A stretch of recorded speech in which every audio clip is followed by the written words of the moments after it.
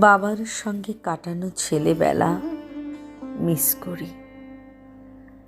বাবার আঙুল ধরে স্কুলে যাওয়া, লজেন্সের জন্য বায়না করা, ঈদের নতুন পাঞ্জাবি পরে ঈদগাহ যাওয়া, ঘুমানোর আগে ঈশপের গল্প শোনা, মায়ের বকুনি খেয়ে বাবার ছায়ায় লুকিয়ে যাওয়া,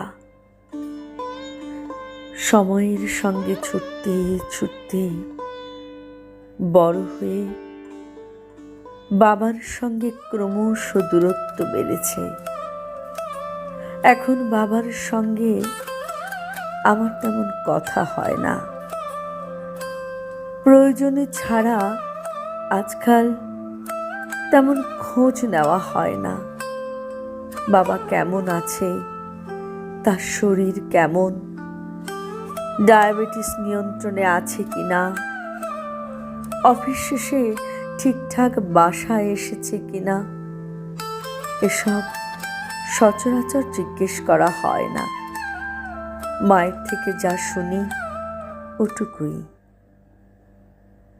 আরও যত সময় ছুটছে সময়ের পিছে, বাবার বয়স আরও বাড়ছে।